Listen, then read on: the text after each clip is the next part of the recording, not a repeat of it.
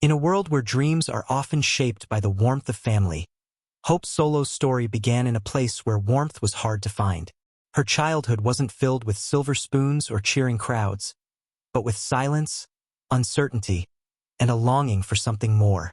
Born in Washington, Hope faced challenges most children could never imagine. Her early years were spent moving through foster care, carrying a small bag of clothes and a bigger bag of unanswered questions. But in her heart, she carried something priceless, a spark. One quiet afternoon, a group of kids played soccer in a dusty yard. Hope stood behind a chain-link fence, her eyes following the ball like it was magic. That day, she didn't just see a game. She saw a way out. She saw a reason to run forward. With a second-hand soccer ball in hand, Hope started practicing alone. No coach. No fancy gear. Just determination. She wasn't the fastest. She wasn't the tallest. But she had something no one could teach, the will to fight for every shot, every save. Foster life was never easy. There were nights she questioned if her dream was foolish. Times when rejection felt heavier than the gloves she wore.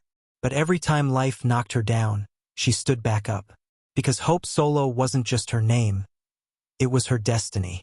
In high school, Hope started as a forward scoring goals, not saving them. But fate had other plans. One day, the goalkeeper was injured. Hope stepped in. She dived. She blocked. She owned that net like she'd been born to guard it.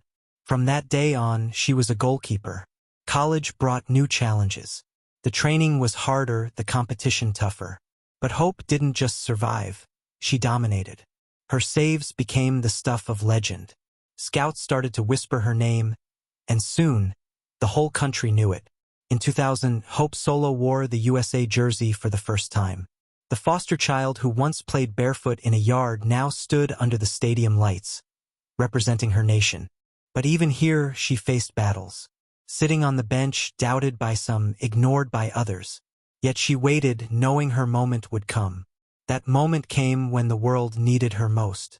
Game after game, Hope threw herself into every save like it was the last play of her life. Her gloves became shields, her dives, poetry in motion. She wasn't just stopping goals. She was rewriting her life.